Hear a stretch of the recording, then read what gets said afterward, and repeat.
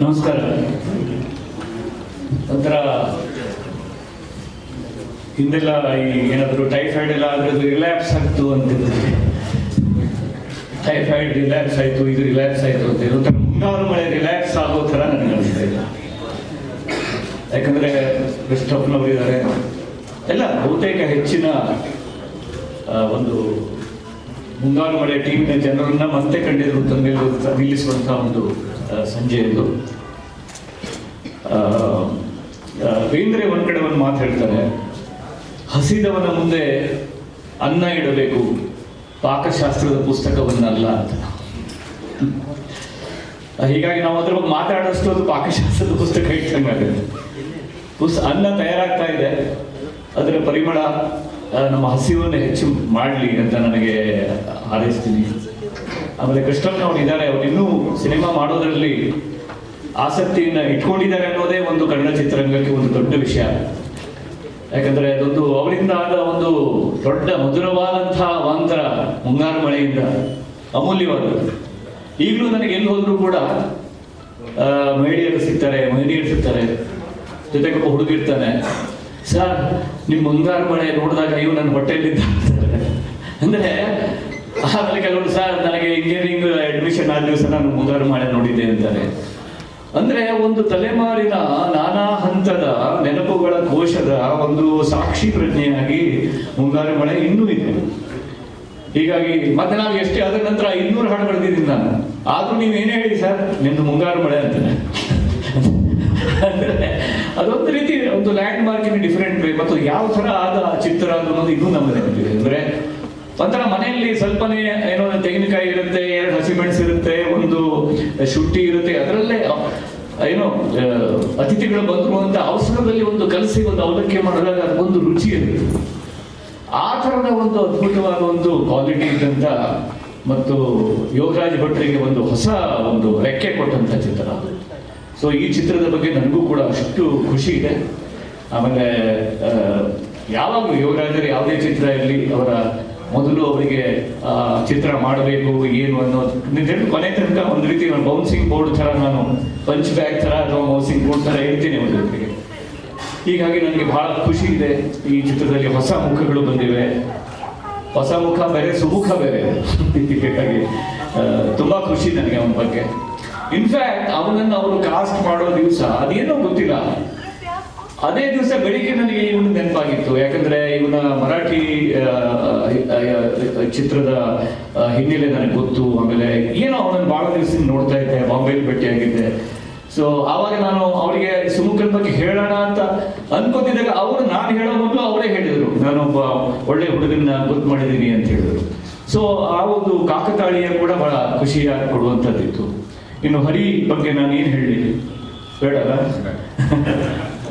ಹರಿ ಕೂಡ ಹಾಗೆ, ಅದರಲ್ಲಿ ಕಾವ್ಯದಲ್ಲೂ ಕೂಡ ಸಾಮಾನ್ಯವಾಗಿ ಏನ್ ಹೇಳ್ತಾರೆ ಅಂದ್ರೆ, ಸಾಹಿತ್ಯದಲ್ಲಿ ವ್ಯಕ್ತ ಜೊತೆಗೆ ಒಂದು ಅವ್ಯಕ್ತ ಇರುತ್ತೆ ಅಂತ. ವ್ಯಕ್ತವು ಅವ್ಯಕ್ತವನ್ನು ಉದ್ದೀಪಿಸಿದರೆ ಅದು ಒಳ್ಳೆ ಸಾಹಿತ್ಯ. ಶ್ರಾವ್ಯ ಅಶ್ರಾವ್ಯವನ್ನು ಉದ್ದೀಪಿಸುವಂತಿರ್ಬೇಕು, ಆಗದು ಒಳ್ಳೆಯ ಸಂಗೀತ. ಮತ್ತು ದೃಶ್ಯ ಅದೃಶ್ಯವನ್ನು ಉದ್ದೀಪಿಸುವಂತಿರ್ಬೇಕು, ಆಗ ಅದೊಂದು ಅದ್ಭುತವಾದ ದೃಶ್ಯ. ಸಿನಿಮಾದಲ್ಲಿ ಇದು 3 ಇದೆ. ಅದರಲ್ಲಿ ವ್ಯಕ್ತನೂ ಇದೆ, ಅದರಲ್ಲಿ ಶ್ರಾವ್ಯನೂ ಇದೆ, ಅದರಲ್ಲಿ ದೃಶ್ಯನೂ ಇದೆ. ಸೊ ಆ ಶ್ರಾವ್ಯಕ್ಕೆ ಒಂದು ಅಶ್ರಾವ್ಯದ ಗುಣವನ್ನ ಇಟ್ಕೊಂಡು ಮಾಡುವಂತ ಕೆಲವೇ ಕನ್ನಡದ ಸಂಗೀತ ನಿರ್ದೇಶಕರಲ್ಲಿ ಹರಿಯೊಬ್ಬರು. ಅವರಲ್ಲಿ ಒಂದು ಇನ್ನೋಸೆನ್ಸ್ ಇದೆ. ಮತ್ತು ಅವರ ಒಂದೊಂದು ಹಾಡಿಗೆ ನಾವು ಬಹಳ ಕಷ್ಟಪಡ್ತೀವಿ, ಅದು ಗೊತ್ತಾಗಲ್ಲ ಹುಡುಗರಿಗೆ. ನನ್ನ ಮುಖ್ಯ ಸಾಹಿತ್ಯದ ಒಂದು ಕವಿತೆಯನ್ನು ನಾನು 15 ದಿವಸ 20 ಅಲ್ಲ, ಒಂದು 15 ನಿಮಿಷ ಅಥವಾ ಒಂದು ಅರ್ಧ ದಿವಸದಲ್ಲಿ ಬರೀತೀನಿ, ಪ್ರಜಾವಾಣಿ ಕಳಿಸ್ತೀನಿ ಅಥವಾ ಯಾರು ಪತ್ರಿಕೆ ಕಳಿಸ್ತೀನಿ. ಆದ್ರೆ ಒಂದು ಇವರ ಮಿಂಚಾಗಿ ನೀನು ಬರೋ ನಾನು 3 ವಾರ ತಗೊಂಡು ಓಡಾಡಿದ್ದೀನಿ. ಅದು ಅಂದ್ರೆ ಅದು ಆ ಮೀಟರ್ ಏನೋ ಹೇಳ್ತಾ ಇರುತ್ತೆ, ಆ ಟ್ಯೂನ್ ಏನನ್ನೋ ಹೇಳ್ತಾ ಇರುತ್ತೆ. ಅದು ನಾವು ಬಡದಷ್ಟು ಅದು ಸಿಂಪಲ್ ಆಗ್ತಾ ಇದೆಯಲ್ಲ ಅಂತ ಅನ್ಸೋಕ್ ಶುರುವಾಗುತ್ತೆ. ಜುಜುಬಿ ಆಗ್ತಾ ಇದೆಯಲ್ಲ, ಇಷ್ಟು ಒಳ್ಳೆ ಮೀಟರು, ಏನ್ ಮಾಡೋದು? ಆ ತರದ ಒಂದು ಅದ್ಭುತವಾದಂತಹ ಕೌಶಲ ಅದು. ಹೀಗಾಗಿ ಆ ರೀತಿಯ ಸತ್ವ ಪರೀಕ್ಷೆಯನ್ನು ಒಡ್ಡುವಂಥ ಕಂಪೋಸಿಷನ್ ಅನ್ನು ಕೊಡ್ತಾ ಇರುವಂಥ ಹರಿಗೆ ನನ್ನ ಅಭಿನಂದನೆಗಳು. ತುಂಬಾ ಖುಷಿ. ಈ ಚಿತ್ರದಲ್ಲಿ ಎಂತೆಂಥವರೆಲ್ಲ ಇದ್ದೀರಿ. ರಘು, ನಮ್ಮ ದತ್ತಣ್ಣ, ಮೊನ್ನೆ ದತ್ತಣ್ಣ ನೋಡಿದೊಂದು ಶಾರ್ಟ್ ಫಿಲ್ಮ್ ನೋಡಿದೆ ನಾನು, ನಮ್ಮ ಕಾಲದಲ್ಲಿ ಹೀಗಿರ್ಲಿಲ್ಲ ಅಂತ. 15 ನಿಮಿಷದ ಶಾರ್ಟ್ ಫಿಲ್ಮ್, ಒಬ್ಬ ಅದ್ಭುತವಾಗಿತ್ತು. ಅಂದರೆ ಒಂದು ಪ್ರಯತ್ನ, ಒಂದು ಹೇಗೆ ಒಂದು ಮರದ ಸುತ್ತ ಒಂದು ಬಳ್ಳಿ ಹಬ್ಕೊಂಡಿರ್ತದೆ, ಹಾಗೆ ಒಂದು ದತ್ತಣ್ಣನಂಥವರು ಒಂದು ಚಿತ್ರ ಪಾತ್ರ ಮಾಡಿದ್ರೆ ಆ ಚಿತ್ರವೇ ಅವಳ ಸುತ್ತ ಬಳ್ಳಿ ಥರ ಹಬ್ಬಿಬಿಡುತ್ತೆ. ಆ ಥರ ಇತ್ತು ಅವಳು, ಭಾಳ ಚೆನ್ನಾಗಿತ್ತು. ಆ ದಿವಸ ಅಲ್ಲಿ ಹೇಳಲಿಕ್ಕೆ ಬರ್ತೇನೆ ಅಂತ ಈಗಲೂ ಹೇಳ್ತಾ ಇದ್ದೀನಿ. Thank you. ಸೊ ನಿಮಗೆಲ್ಲರಿಗೂ, ಹೊಸಬರಿಗೆ, bright young talents, Sumukha, Santosh, ಇಡೀ ಟೀಮಿಗೆ, ಪ್ರತಾಪ್ ಅಂತೂ ಬಿಡಿ, ಗಂಗಾಧರ್ ಅವರೆಲ್ಲ ಒಂದು ರೀತಿ ಮನೆ ಸದಸ್ಯರು, ಚಿತ್ರರಂಗದ ಮನೆ ಸದಸ್ಯರು. ತುಂಬ ಖುಷಿ ಆಗ್ತಾ ಇದೆ. ಎಲ್ಲರಿಗೂ ಒಳ್ಳೇದಾಗಲಿ. ಮತ್ತು ಕನ್ನಡಕ್ಕೆ ಅದು ಹೇಳಿ ತುಂಬ ಚೆನ್ನಾಗಿ ಹೇಳಿದ್ರು, ಪ್ಯಾನ್ ಇಂಡಿಯಾ ಪ್ಯಾನ್ ಕಾರ್ಡ್ ಇದ್ದವ್ರ ಕತೆ ಅದು ಪ್ಯಾನ್ ಕಾರ್ಡಿಗೂ ಪ್ಯಾನ್ ಇಂಡಿಯಾಕ್ಕೂ ಏನೋ ಸಂಬಂಧ ಇದೆ, ಗೊತ್ತಿಲ್ಲ ಏನು ಸ್ವಲ್ಪ.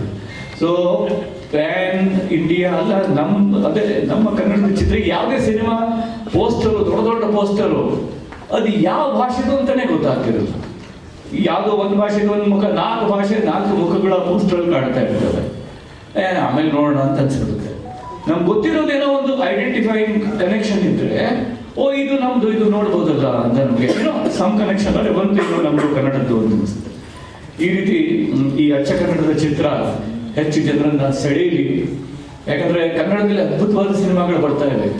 ಅವುಗಳಿಗೆ ವಿತರಣೆ, ಅವುಗಳಿಗೆ ಏನೋ ಥಿಯೇಟರ್ಗಳಲ್ಲಿ ಅವುಗಳನ್ನು ಇಟ್ಟು ಜನ ಬರೋ ತನಕ ಆ ಚಿತ್ರಗಳನ್ನು ಸಲಹುವ ಒಂದು ಅವಕಾಶ ಬೆಳೀತಾ ಇಲ್ಲ. ಅದೇ ಹಿಂದಿ ಚಿತ್ರ 4 ಜನ ಇದ್ರು ಕೂಡ 2 ವಾರ ಇರುತ್ತೆ ಒಂದೊಂದ್ಸಲ ಸ್ಕ್ರೀನ್ಗಳಲ್ಲಿ. ಆದರೆ ಕನ್ನಡ ಚಿತ್ರಗಳು ಜನಕ್ಕೆ ಗೊತ್ತಾಗಿ ಅವರು ಬರೋದ್ರೊಳಗಡೆ ಅದು ಮಾಯ ಆಗಿರುತ್ತೆ. ಇದಕ್ಕೆ ಏನಾದರೂ ವ್ಯವಸ್ಥೆ ಆಗಬೇಕು. ಯಾಕಂದ್ರೆ ಒಳ್ಳೆಯ ಚಿತ್ರಗಳು ಯಾವುದೋ 1-2 ಸ್ಕ್ರೀನಲ್ಲಾದರೂ ಒಂದು 3-4 ವಾರನಾದರೂ ಇರುವಂಥ ಏನೋ ಒಂದು ಆಗಬೇಕು. ಇಲ್ಲಿದ್ರೆ ಅದು ಒಂಥರ ಲಾಟ್ರಿ ಥರ. ಅದು ಹಿಂದೆ 1 ಅಂಕಿ ಲಾಟ್ರಿ ಅಂತ ಬರ್ತಿತ್ತು. ಆ ಥರದ ಒಂದು ಲಾಟ್ರಿ, ಒಂದೇ ದಿವಸಗಳಲ್ಲಿ ಹೋಗುವಂಥ ಲಾಟ್ರಿ, ಆ ಥರ ಆಗಬಾರ್ದು. ಸೊ ಅದಕ್ಕಾಗಿ ಏನಾದರೂ ಒಳ್ಳೆಯದನ್ನು ಆಗಲಿ, ಎಲ್ಲರೂ ಹಿರಿಯರು ಸೇರಿ ಮಾಡಬೇಕು ಅನ್ನಿಸ್ತೇನೆ. ಮತ್ತೆ ನಾನು ಇದಕ್ಕೂ ನನ್ನ ಅಳಿಲು ಸೇವೆ, ಇವಳದು ಕೊಳಲು ಸೇವೆ, ನಂದು ಅಳಿಲು ಸೇವೆ ಅಂತ 1-2 ಹಾಡು ಬರೆದಿದ್ದೀನಿ. ಅದು ನಿಮಗೂ ಇಷ್ಟ ಆಗ್ಬೋದು ಅಂತ ನಾನು ಹೇಳಿ, ನನ್ನ ತಮ್ಮನ ತಮ್ಮನೇ ಆಗಿರುವಂಥ ಯೋಗರಾಜ್ ಭಟ್ರಿಗೆ, ಅವರ ಬಳಗಕ್ಕೆ ಮತ್ತು ನಿಮ್ಮೆಲ್ಲರ ಕುಟುಂಬಕ್ಕೆ, ಚಿತ್ರರಂಗದವರ ಕುಟುಂಬದ ಪಾಡು ಬಹಳ ಪಾಪ, ಅದು ಹೇಳುವಂಥದ್ದಲ್ಲ, ಅದು ದೊಡ್ಡ ಅವ್ಯಕ್ತ ಅದು. ಸೊ ಅವರೆಲ್ಲರಿಗೂ ಒಳ್ಳೆಯದಾಗಲಿ ಅಂತ ಹಾರೈಸ್ತೀನಿ. ನಮಸ್ಕಾರ. ಹೆಚ್ಚಿನ ವಿಡಿಯೋಗಳಿಗೆ ಪ್ರತಿಧ್ವನಿ ಯೂಟ್ಯೂಬ್ ಚಾನೆಲ್ ಸಬ್ಸ್ಕ್ರೈಬ್ ಮಾಡಿ, ಬೆಲ್ ಐಕಾನ್ ಕ್ಲಿಕ್ ಮಾಡಿ.